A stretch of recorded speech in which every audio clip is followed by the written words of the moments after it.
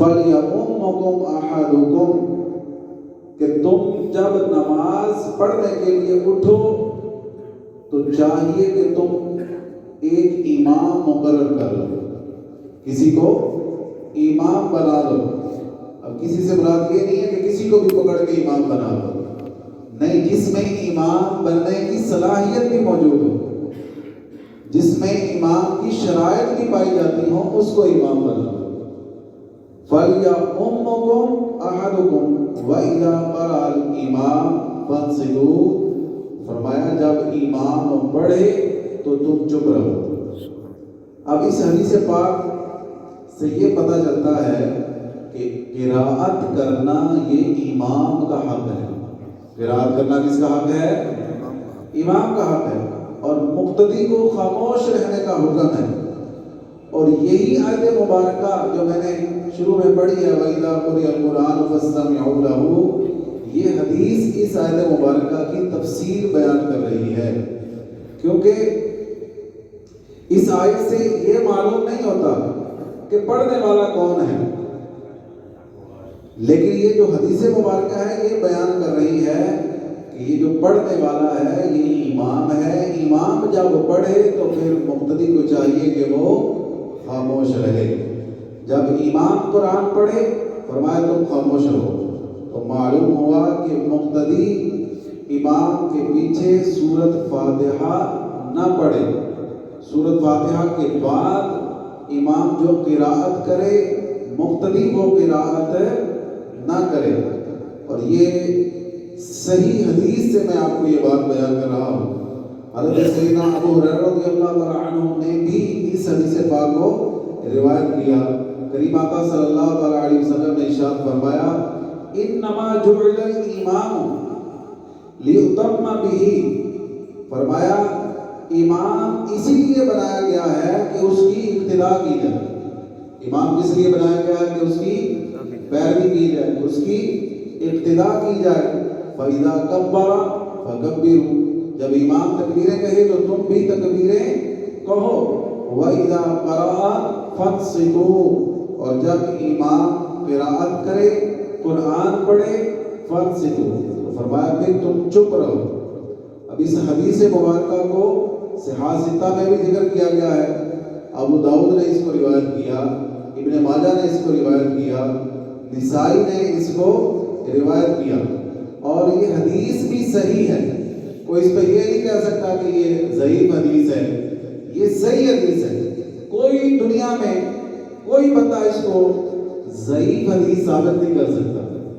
اس میں کوئی کسی قسم کی ایسی ذوف نہیں ہے، ایسا ذوف نہیں ہے کہ جس کی وجہ سے یہ کہا جائے کہ نہیں اس کو دلیل نہیں بنایا جا سکتا، یہ حدیث جو ہے وہ قابل حجت نہیں ہے، ایسی کوئی بات نہیں۔ یہ صحیح حدیث ہے اور مسلم نے بھی اس کو صحیح کہا ہے۔ اب اسی طرح ایک اور حدیث پاک ہے جو کہ حضرت جابر رضی اللہ تعالیٰ عنہ سے روایت ہے۔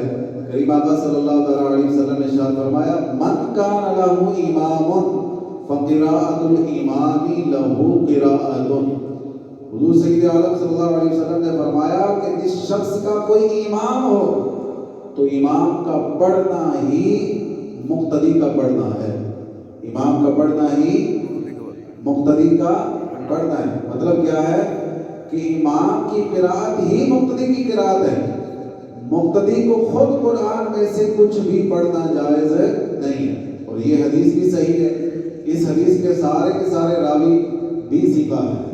اب یہاں پر اس موضوع پر جب بات ہوتی ہے تو جو لوگ اس بات کے منکر ہیں کہ امام کے پیچھے مقتدی کو بھی وہ کہتے ہیں نماز میں فاتحہ پڑھنی چاہیے، تو وہ یہ حدیث پیش کرتے ہیں جس میں یہ الفاظ ہیں لا صلاۃ، کہ فاتحہ کے بغیر نماز نہیں ہے، اور اس کو بخاری و مسلم نے روایت کیا ہے۔